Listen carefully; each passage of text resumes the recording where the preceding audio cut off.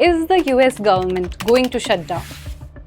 A large part of it would be forced to stop working if detailed spending legislation isn't passed to keep the agencies running.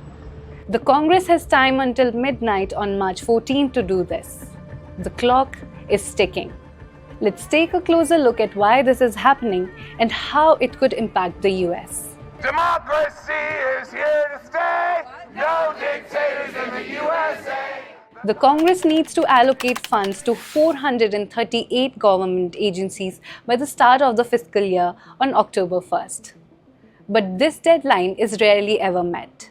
Instead, lawmakers pass temporary spending bills to keep the government running.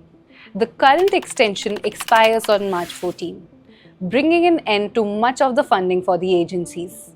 Now, Republicans control both the House of Representatives and the Senate.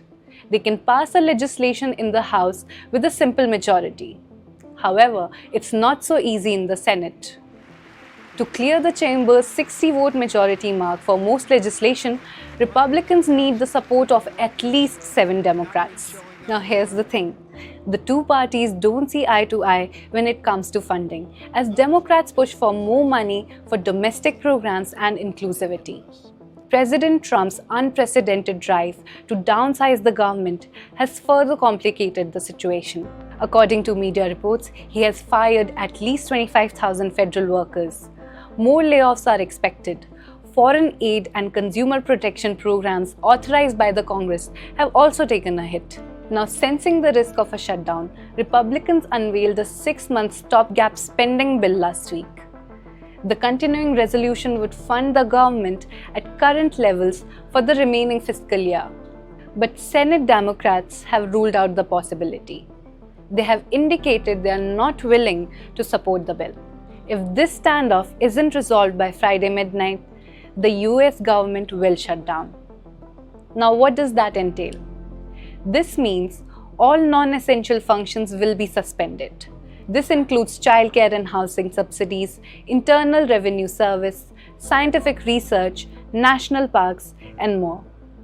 Hundreds of thousands of federal workers would be furloughed without pay. According to analysts, the broader economy would suffer if federal employees begin missing their paychecks after 2 weeks. As per Goldman Sachs, a shutdown could reduce USA's GDP growth by around 0.15 percentage point for each week it lasts. The last and the longest government shutdown took place during Trump's first term as the president. This was back in December 2018, when Republicans and Democrats were locked in a dispute over border security.